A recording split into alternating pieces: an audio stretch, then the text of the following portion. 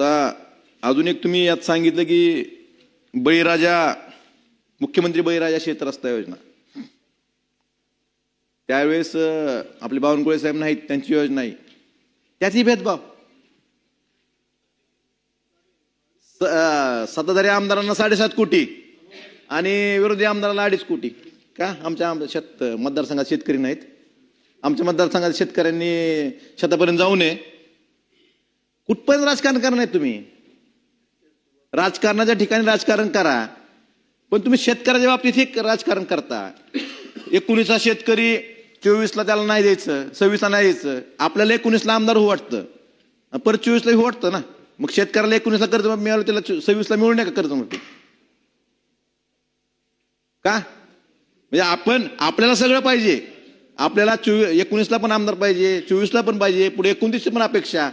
आणि मात्र 19 जे कर्जमाफी घेतली त्यांनी महात्मा फुलेमध्ये, त्यांना 26 कर्जमाफीत नाही. हा का अन्याय? स्वतःहून बघा ना. मग आपण ठरवू, आपण 19 आमदार झालो, 24 कशाला आमदार व्हायचं?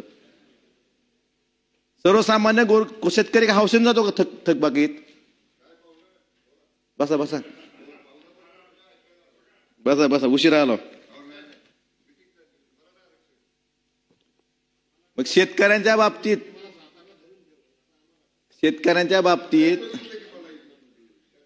मला एवढंच सांगायचंय की आपण हा भेदभाव का करतो? राजकारण शेतकऱ्यापर्यंत का नेताय तुम्ही? शेतकऱ्याला पक्ष असतो का? कर्जमाफीतला आता मंत्री महोदय 19 पण मंत्री होते, 22 पण होते, 24 पण होते. मग असं म्हणलात का तुम्ही त्यांना मंत्री नको पुढे? मग शेतकऱ्यांनाच काय 19 शेतकऱ्यांना 26 मध्ये कर्जमाफी नाही दिली पाहिजे ना. आपण जो न्याय आपल्याहून दुसऱ्या देण्यापेक्षा आपलं घ्या ना उदाहरण. होय, मग तेच म्हणतो, बोललो तेच बोलतोय मी, तेच बोलतोय. आपल्याला 19 आमदार हो वाटतं, 24 पण हो वाटतं, मग 19 शेतकऱ्यांना 26 कर्जमाफी का नको? ह्याचं उत्तर दिलं पाहिजे ना आपण.